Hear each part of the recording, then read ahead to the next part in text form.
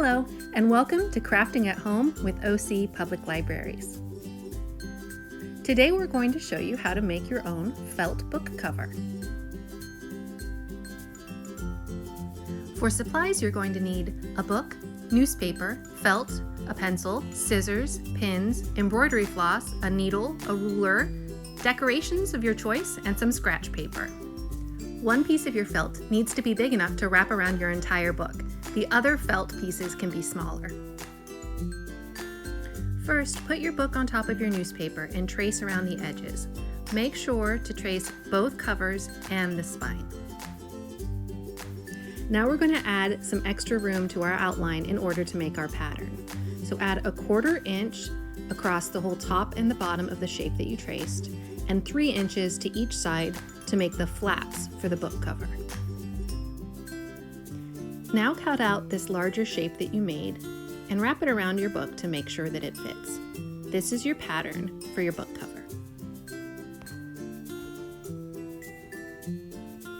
Pin your newspaper pattern down to your large piece of felt.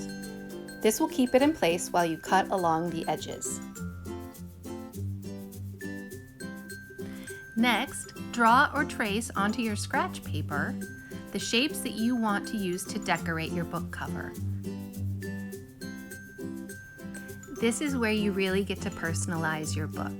So I'm making a sun and a beach scene with a palm tree. Some other great ideas would be stars, hearts, squares, triangles, whatever you like. Cut out your shapes to use as a pattern and then pin them down to whatever color felt you like. Cut out your felt shapes and then decorate them before attaching them to the book cover. I'm sewing on sequins and beads. Buttons would also make a good addition. Now you're ready to pin your shapes into place on your felt book cover. Sew your decorative felt pieces onto your book cover using blanket stitch. Bring your needle up through the fabric about 1/4 inch above the edge of your decoration, and then bring your needle down through the fabric a little bit to the left and over the edge of the decoration. Bring the needle back up through the fabric directly above where you went down through the fabric, making sure to keep the embroidery floss above that stitch to create the distinctive blanket stitch look. Continue in this way completely around each shape until they're attached.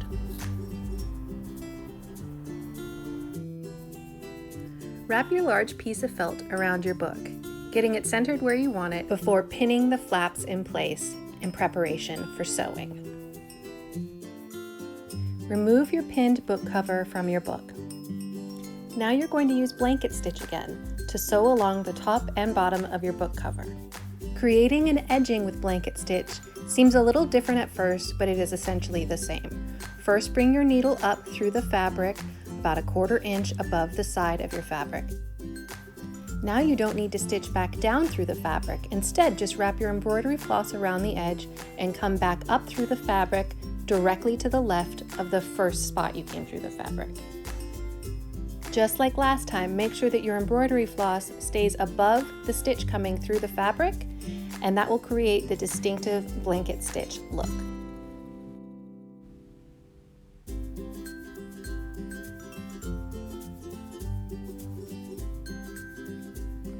Now your book cover is finished and ready to protect and decorate your book.